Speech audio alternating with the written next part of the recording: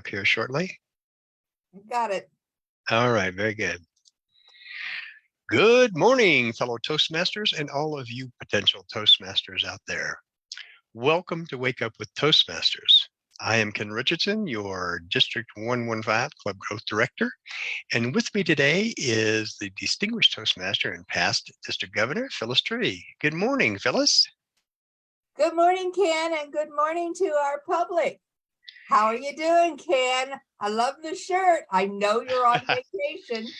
Yes, actually, you notice it's kind of not my usual background and everything. I'm at a different computer today that doesn't allow me to do those things. I'm up in the wilds of Idaho around the Sun Valley area, so it's sort of a remote broadcast.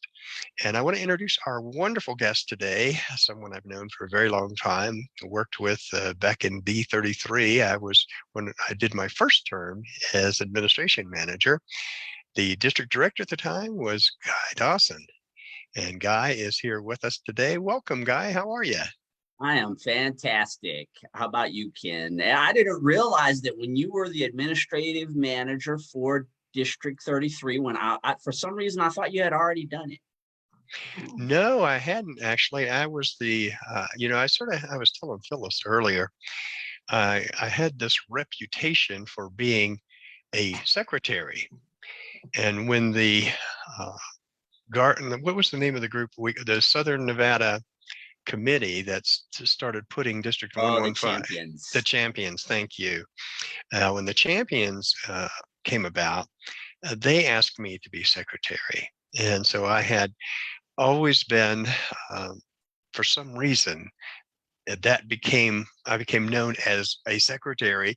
So things like that happen in Toastmasters. Once they figure out what you're really good at, they tend to drive you into that.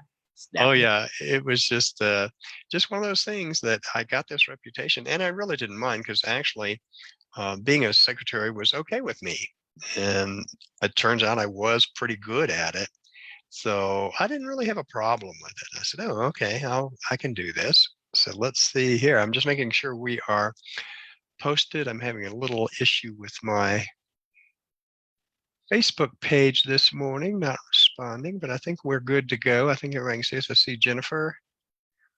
Okay, so we are good to go.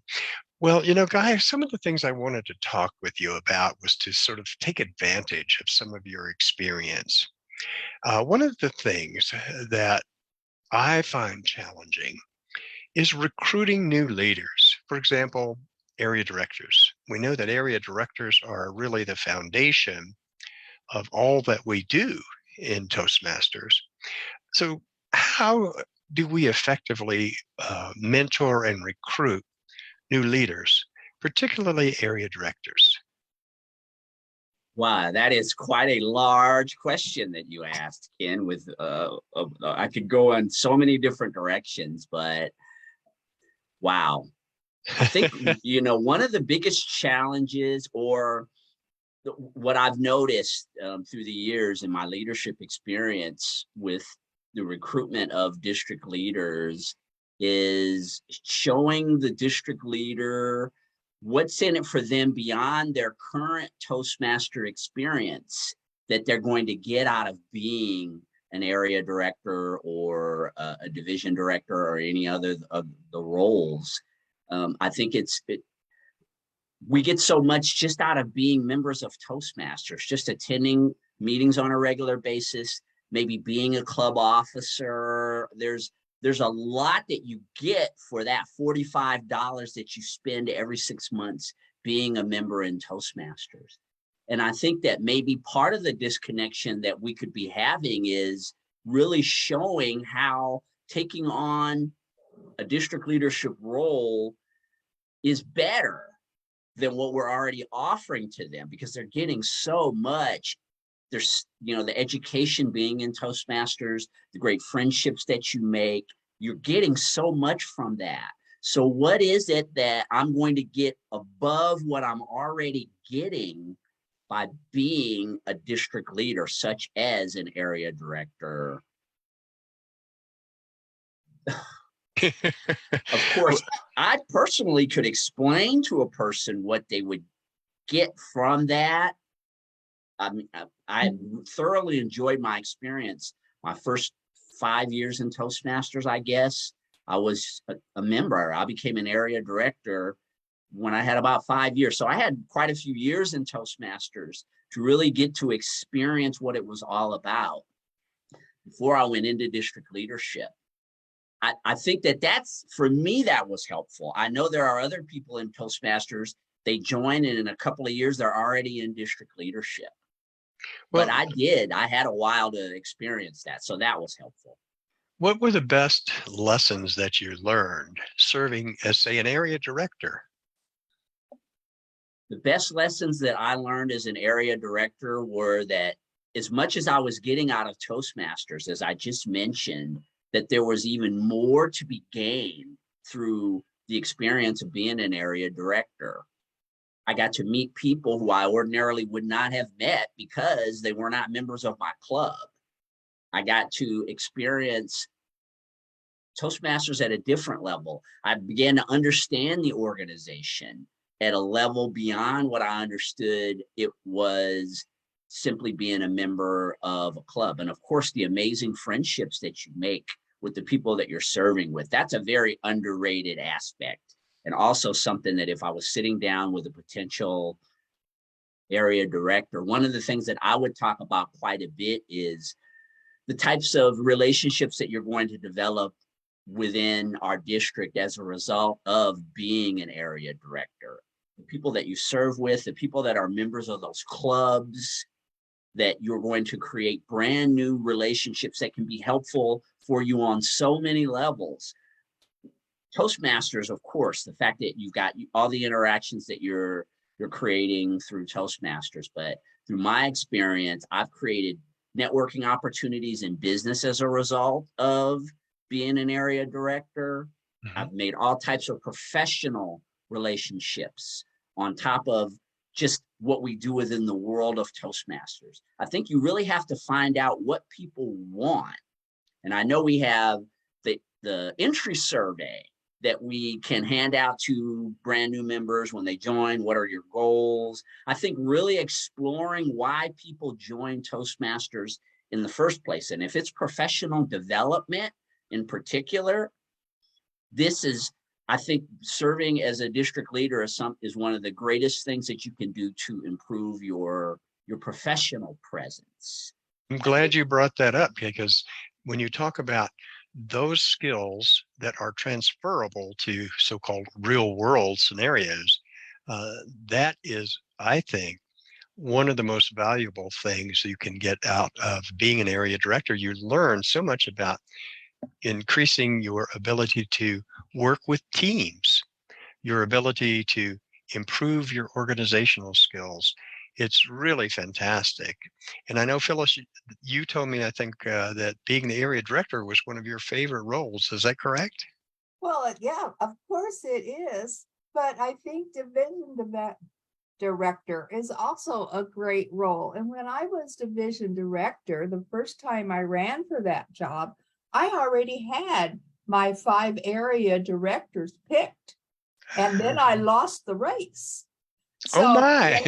yeah. So then I had to run again for division director and pick 5 new people. But nowadays, people can do this job over and over. As say, I've done it twice. I know Jesse Oakley's done it 3 times, and we can come back and do that.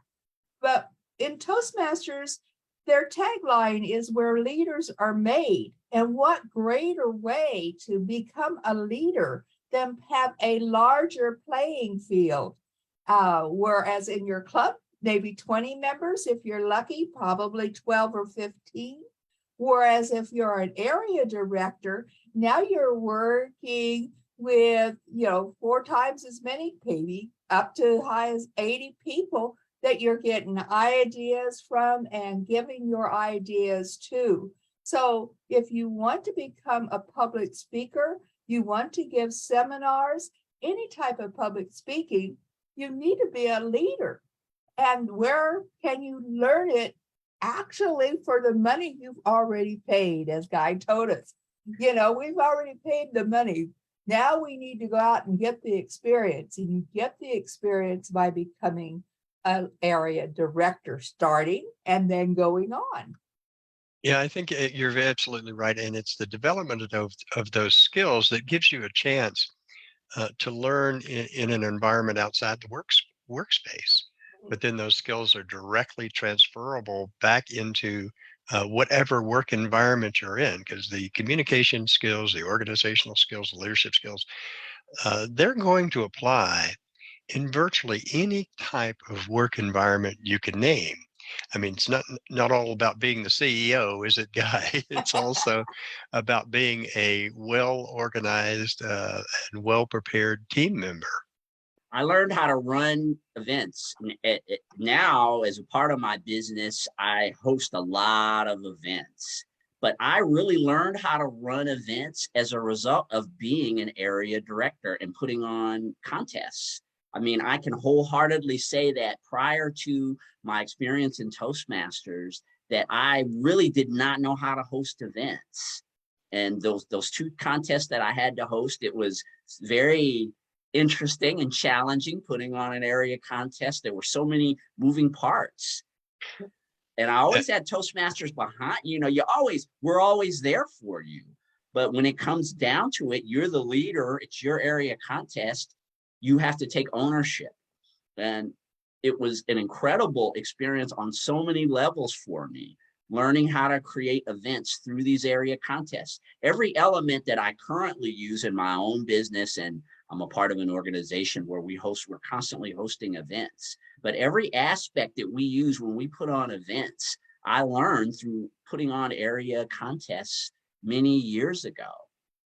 Just so much practical application that you get, as you had mentioned, Ken, if you take advantage of the opportunities that are created for you. And there are no shortages of leaders in our world. As a matter of fact, we need more leaders. And that's why organizations like Toastmasters exist. So yes, taking advantage of the opportunities that are presented to you in district leadership, I think is a good thing. Well, I'm glad you brought up contests, because I well remember that what introduced it, or what got me out of my sort of little bubble at the club level, were actually contests. Because I loved to compete. It was a great opportunity to sort of get out and about and develop your speaking skills beyond the club level. And when I became an area director, you're absolutely right, Guy. It was so amazing. The organizational skills you develop when you are in charge of a contest, it's pretty amazing, because there are a lot of moving parts. And the further up you go, the more complicated it can be. So organizing a contest in and of itself is just a terrific way to gain skills that you might not get in any other opportunity. And then, of course, for me, that's what keeps me wanting more, is the opportunity to sort of exercise and gain skills and learn skills that I wouldn't necessarily have acquired. So that's, I think, another selling point of getting into district leadership. You mentioned the networking and making friends. That's all very, very important. But it's the challenges of, organizing and putting on various events and getting involved at various levels of the organization. Yeah, it's embracing the challenges. And I think for people who join Toastmasters, you have a lot of very driven type people, and that's why they join. They're people who want to be better. They want to be greater in whatever they're doing. And so there's another aspect. I think if you're the type of person who likes to take on challenges, likes to do things that get you out of your comfort zone. I can't think of many things that are going to get you out of your comfort zone more than being an area director, just because, as we talked about, Ken, the moving parts on so many levels, the contests, working with teams of people, the structure of Toastmasters, and really understanding what your responsibilities are as an area director. Let's say, I know we're talking kind of specifically about area director, but knowing that you are a liaison between Toastmasters International and the member as an area director. And there are a lot of responsibilities that go along with that. You're going to be challenged. And you could be a CEO of a company, and there are a lot of people who are CEOs of their companies, or they're very high achievers in areas of their lives, but they go into Toastmasters and become an area director, and they're challenged on levels, I can speak for myself and others, that they have not been challenged. Even in these jobs that they've done, they come back and they say, whoa, I can't believe that I was challenged at this level by being an area director. If you're looking for a challenge, that's a great opportunity, being an area director for sure. Well, I agree with you. I loved it, and I would definitely do it again. No question about it. I do want to say good morning to our online people who are joining us on Facebook. Jennifer Smith. Good morning, Jennifer. Carol. We have Leo Blundo from Pahrump, I believe. Welcome, Leo. Yeah.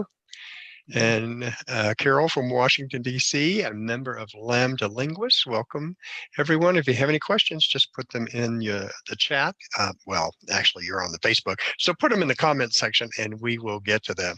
Our guest today is past District Director, Distinguished Toastmaster Guy Dawson. And Guy just has been sharing with us a wealth of experience that he acquired along his leadership path.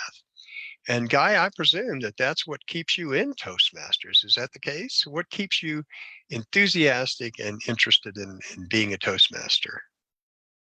One of the biggest things, Ken, that does keep me in Toastmasters is that there are always new challenges. So I had the opportunity to serve as an area director, as a division director, and then public relations officer for the district. And then, of course, I was in the chairs that led to becoming a district director. I had 7 consecutive years I served in district leadership, which was it was quite an experience in itself. And yet, even with all of those challenges, and as you know, because you are moving up the chairs, and as Phyllis knows, because she's been through all of those positions, there are unique challenges that come with each of them. You're stretched in different directions, and you're challenged in ways that are unique with each individual role. Well, I might have thought that after I was done with that 7-year leadership run that I made, that I wouldn't be challenged anymore. And that's absolutely not true. There are always challenges in Toastmasters in different areas. Some of the challenges for me now is that I've recently been appointed to be club extension chair for District 115 for the upcoming year. That's a position that I haven't filled before.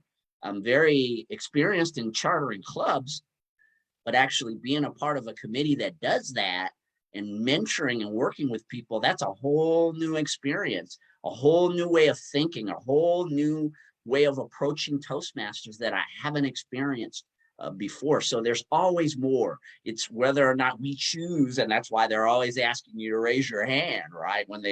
Or they're always telling you to say yes, is because they know, I know when I reach out to other leaders, I love assigning and recruiting leaders to do things, because you've got a lot of experience in this organization. You see things in people, you see where they could grow. And then, of course, it's up to them. You point it out to them that you see the potential that they could grow in that area. And then it's up to them to decide, am I going to take this on or not?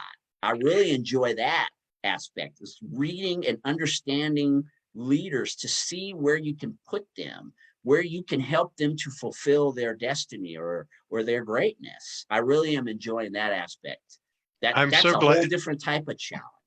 Yeah, I'm so glad you brought that up, because there are so many opportunities that we don't often think of. And, club extension chair is a very important one. Carol does have a question. Her question is, what is the workload and time commitment for area directors? Seems stressful to arrange the contest for your area sometimes. So how would you respond to that? What's the workload and time commitment? Phyllis, what do you think? How would you answer that question? You can give as much to it as you want, but I think that it's like in all Toastmaster things. If you can dedicate, say, 2 hours a week, I think you can be successful as an area director. I would also recommend that you go visit one of your clubs each week so you get to know the people that are there. The actual requirement from Toastmasters International is that you visit twice a year, once every 6 months, and that you complete a form that tells about the club once a year. So the commitment from international is not what's going to build your success. What's going to build your success is yourself, is going out and meeting with this group and finding out what you need from your district and then giving it to the members. So the commitment is as much as you want to give, but I would say minimum 2 hours a week. How would you answer that question, Guy? What do you think what's the workload? How would you describe, say you have someone who's interested in being an area director and they've asked you to explain the position. How would you respond to the issue of time commitment and workload? Yeah, I would agree with Phyllis. I think 2 to 5 hours, probably a week, is a pretty, I think you could get almost everything done that you need to do as an area director in about 2 to 5 hours a week. Of course, at the same time, we're all different. Our organizational skills, I mean, a really, really organized person. And again, this is one of the wonderful things about Toastmasters is that we all come in at different levels in terms of how we manage our time, how we manage our schedules, how organized we are. Again, this could be one of the greatest opportunities you've ever had in your life. If you're someone like me, where I had a lot of organizational challenges as a district leader, these were areas that I wanted to grow in.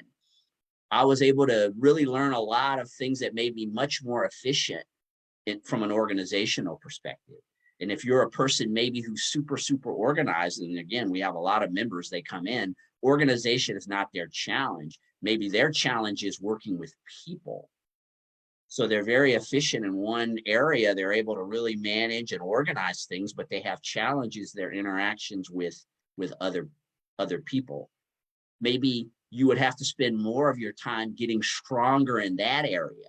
So take advantage of the areas where you're already really strong. For me, working with people was not one of my challenges. So I didn't have to invest as much time in that as I had to invest in the organizational aspect, because I needed to be more organized in order to serve and to grow. So I think figuring out when you start to see all the different components of being an area director, and they share it all when you go to the trainings once you've taken on the role, seeing where your strengths and where your weaknesses are. And I really encourage people to utilize your strengths, put your feet on the accelerator of the strengths that you already have, but to address those areas where you have challenges, because that's where you grow as a leader. You grow as a leader when you address the things that you're not as good at. Those are the things that are going to take more of your time.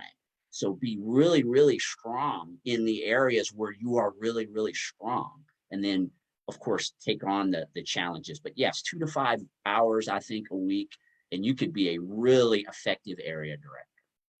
Well, I'm glad that, Phyllis, you talked about the minimum requirement.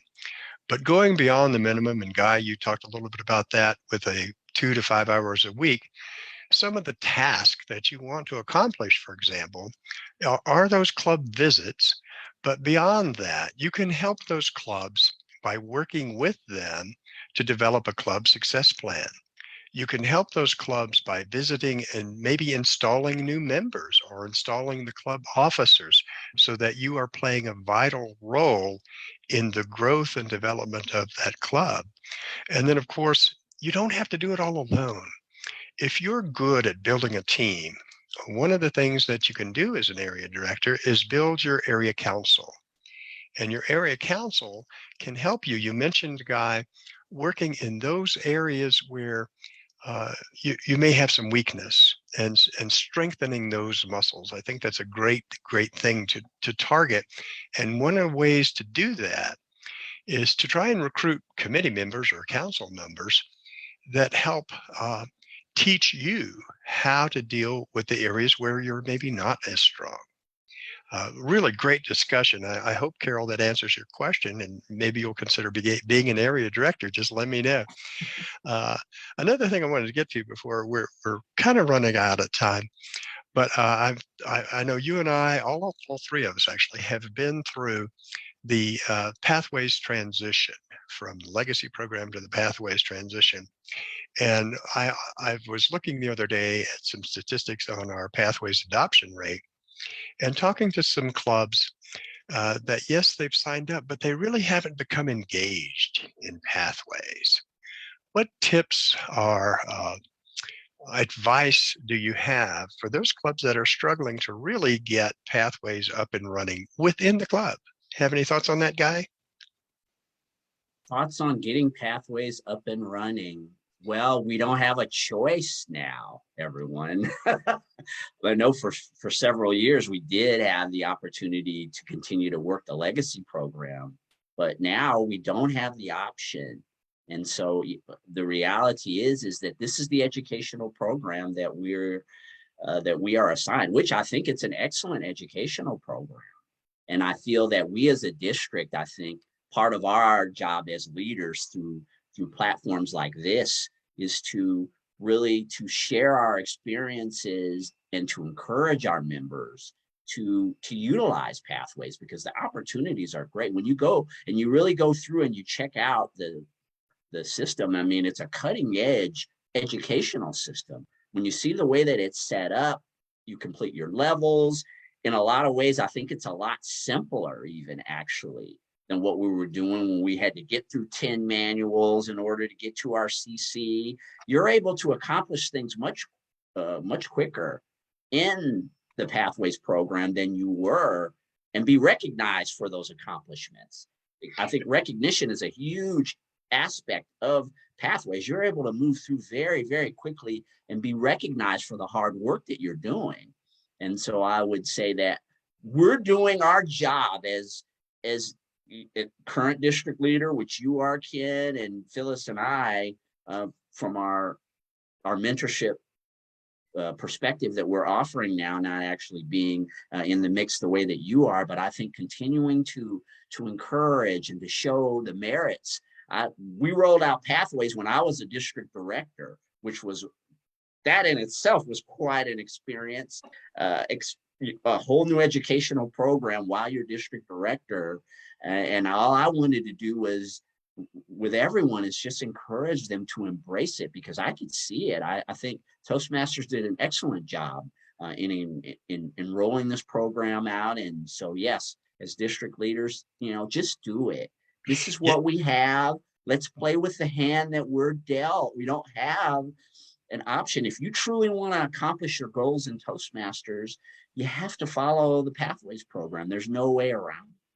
Well, and not only that, I mean, it's a great hand. It's the hand you mentioned, the hand we were dealt. It is the hand we were dealt, but it's a great hand to play. And what I find is when people are sort of reluctant, once they get into it and they understand how robust it is and how flexible it is, then they embrace it. So I think that's what do you think, Phyllis? Is that your... I was going to say, if I have somebody in my club that is not embracing it and not doing any pathway type speeches, then whenever they give a speech, I would say, oh, that fits level 1, speech 2, or that fits level 1, speech 3, and tell them where they can fit the speeches that they're giving. And I think that is one of the things, once you show them where they can put the speech that they have just given, it helps. Yes, you're absolutely right. And then they learn how flexible and robust the program is. Yeah. That really, I think, gets them engaged and gets them enthused. Well, we are about out of time today, and I want to thank my guest, Guy Dawson. Thank you so much, Guy, for being here. I don't know, do you have any final words you'd like to say to our audience, Guy?